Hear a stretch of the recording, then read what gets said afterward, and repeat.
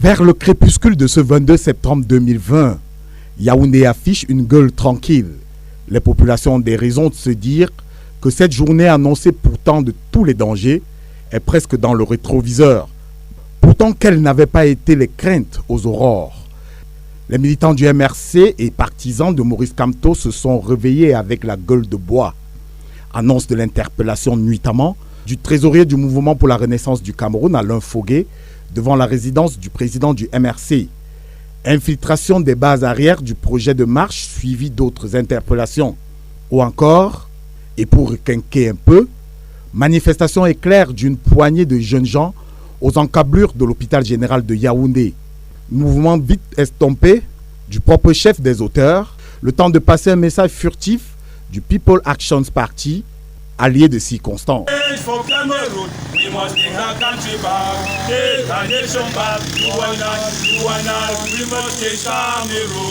Chez les médias, interpellation de Lendovi Dio et Rodrigue Gassi, tous deux reporters du groupe Equinox, la nouvelle expression.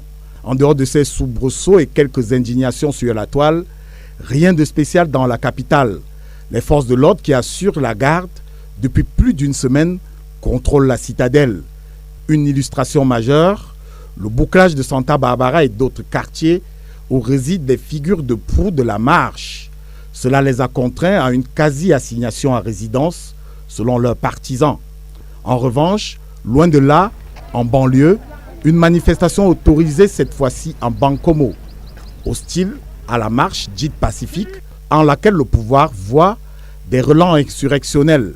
Nous venons de faire une marche, si je peux dire ça comme ça, pacifique. Je voudrais que les gens prennent ça pour exemple. Dans Bankomo, on s'est marché de façon pacifique pour revendiquer des nobles causes. Nous avons été surpris par la réaction spontanée de ces Camerounais qui disaient non au désordre. Nous nous satisfaisons de ce que les Camerounais aient pu réagir ainsi. Encadré ici, étouffé là, calme et fluide sur l'ensemble, la fresque de Yaoundé ce 22 septembre.